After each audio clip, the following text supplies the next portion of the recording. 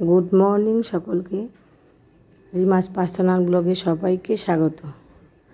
আজকে অন্যরকম একটা ভিডিও নিয়ে এসেছি তোমাদের সাথে শেয়ার করব বলে। খুব সকালবেলা বেরিয়েছি, সকাল 6টার সময়, তাই সকলকে গুড মর্নিং জানাচ্ছি। সকাল সকাল বেরোতে তো হয়ই, মাঝে মধ্যেই বেরোই। মেয়ে স্কুলে যাব বলে পিটিএম আছে, তাই 6টায় বেরোতে হয়েছে। সকাল সকাল চলে এসেছি মেয়ে স্কুলে গাড়ি করেই এসেছি। মর্নিং স্কুল তো সকালেই হয়, 6:20 থেকে হয়, তাই 6টার সময় মেয়ের স্কুলের গাড়ি করে চলে এসেছে। ওয়েট করছি কখন ঢুকবো ভেতরে, পিটিএম হবে। এখন প্রচণ্ড গরম, তাই ওদের সকাল সকাল ছুটি হয়, তাই সকাল সকাল পিটিএম শুরু হবে। তাই সবাই একে একে আসতে শুরু করেছে। তবে আমার মেয়ে আজকে স্কুলে আসেনি, ওদের ক্লাস ছিল না, তাই আমি একাই এসেছি। ওদের স্কুলে গাড়ি করেই চলে এসেছি। তবে সবাই স্কুলের সামনে ওয়েট করছি, সব গার্জেনরাই আসবে। স্টুডেন্টরা সব এক এক করে ঢুকে যাচ্ছে। তবে এখন কম স্টুডেন্ট হয় স্কুলে, যেহেতু প্রচণ্ড গরম এবং ক্লাসের সমস্ত বাচ্চা একসঙ্গে বসতে পারে না। পিটিএম হতে একটু লেট আছে বলে আমরা একটু চায়ের দোকানে বসে গল্প করছিলাম। সকালবেলা তো একটু চা খেলে একটু রিফ্রেশ লাগবে, তাই সবাই মিলে একটু চায়ের দোকানে বসছিলাম, একটু চা খাবো বলে। ভারী চা খাবো, ভারী চা খেতে তো ভীষণ ভালো লাগে, তাই সবাই বসে একটু ভারী চা খেলাম রাস্তার ধারে। মানে এভাবে মাঝে মধ্যে তো আমরা স্কুলে আসি প্রয়োজনে, এভাবে একটু সবাই মিলে একটু চা অন্যান্য কিছু খাই। চা খেতে তো ভালোই লাগে সকালবেলা বিশেষ করে, এবং তাও আবার ভারী চা। সকালবেলা এইভাবেই বসে রাস্তার ধারে বসে কিছুক্ষণ বসে তারপরে স্কুলে যাচ্ছিলাম। স্কুলের ভিতরে ঢুকবো, পিটিএম হবে। তারপরে স্কুলে ঢুকে গেছি, পিটিএম শেষ। তারপরে সকাল সকালে স্কুল ছুটি হয়ে গেছে, যেহেতু মর্নিং স্কুল 9টার মধ্যেই ছুটি হয়ে যায়। এবং তারপর সেকেন্ড শিফট যাদের, তারা চলে আসে, এই যে তারা ওয়েট করছে বড়রা, তারা স্কুলে ঢুকবে। আমার মেয়ে তো ক্লাস 4-এ পড়ে, তাই ওদের ছুটি হয়ে গেছে, মানে ওই সেকশানগুলো। এখন 5 থেকে 10 অবধি ওই স্কুলে স্টার্ট হবে, সেই 9:30 থেকে, তাই সবাই আগে আগে চলে আসে।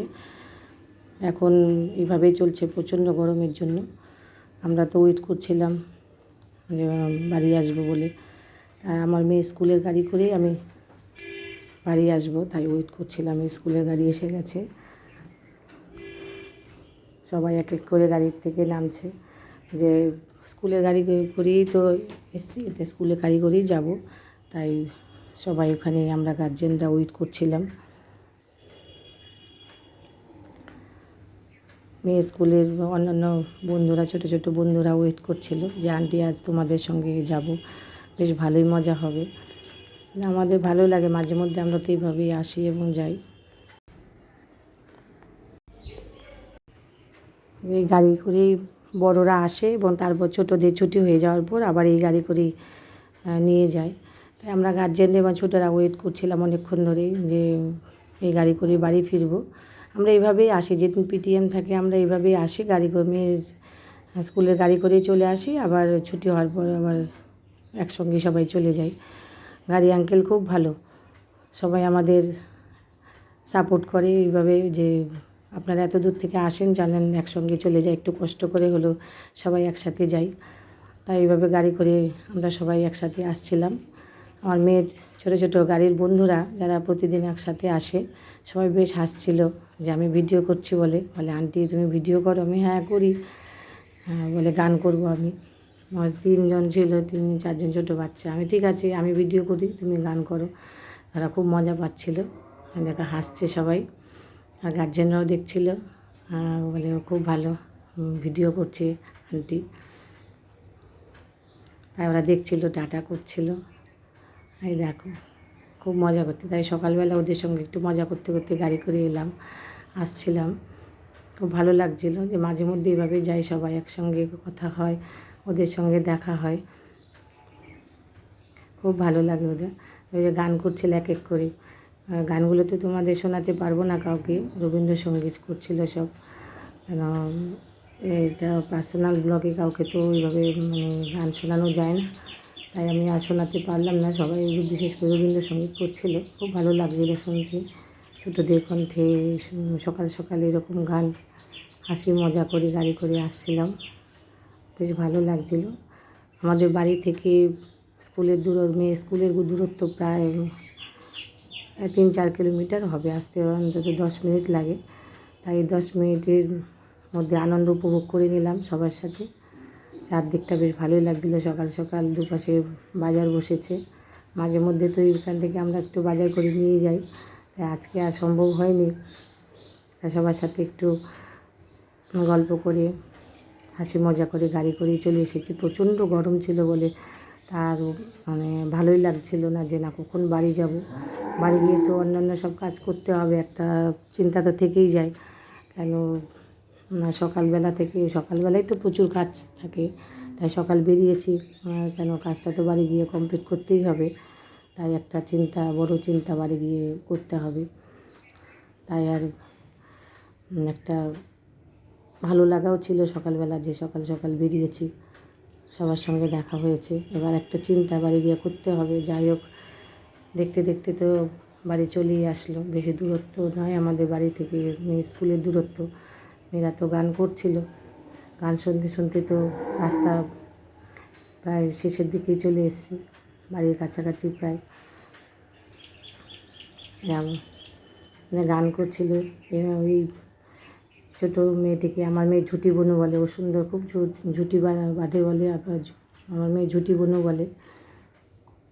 ও খুব সুন্দর গান করছিল, বলে আন্টি আমার একটু ভিডিও করো। আমি ঠিক আছে ভিডিও করছি, তুমি গান করো। খুব আনন্দ পাচ্ছিল, এক এক করে সবাই গান করছে। এক্সপ্রেশন দেখে তোমাদের বুঝতে হবে কি ওরা গান করছে কি না, কি সুন্দর গান করছে, একটা মানে মজার ছলে গান করছে। খুব সুন্দর গান, রবীন্দ্রসঙ্গীত বিশেষ করে শুনতে সবাই ভালো লাগে, সবারই ভালো লাগে। এবং অন্যান্য গার্জেনরাও হাসছিল। ঠিক আছে, সবার গান শুনতে শুনতে এইভাবেই আমরা মাঝে মধ্যে আসি। আমার মেয়ে তো আজকে ছিল না, তাই অন্যান্য বাচ্চারাই গান শোনাচ্ছিল। আমার মেয়েও মাঝে মধ্যে গান করে, আমার মেয়ে গান শেখে, তাই ওদের সঙ্গে একটু সঙ্গ দেয়। ওরা তো প্রতিদিন একসঙ্গে যাতায়াত করে, তাই সবাই সবাইকে চেনে, ওরা খুব একে অপরকে ভালোবাসে। দেখতে দেখতেই তো আমার বাড়ির রাস্তা প্রায় চলেই এলো। প্রচণ্ড গরম সকালবেলাটা, তাই সকাল সকাল আর এইভাবেই কেটে গেল। সকাল সকাল বাড়ি এসে অন্য কাজ করতে হবে। এখন গাড়ি থেকে নামার পালা, অন্য একটা চিন্তা ঘুরপাক খাচ্ছে, বাড়ি গিয়ে সমস্ত কাজ করব। বাড়ির কাছে এসে গেছি। এই যে আমাদের বাড়ির কাছে এই যে বাড়ির সামনের পরিবেশটা দেখো কি সুন্দর। বাড়ির সামনে একটা বড় পুকুর আছে। তবে ভিডিওটা কেমন লাগলো, ভালো লাগলে একটা লাইক কমেন্ট অবশ্যই করবে।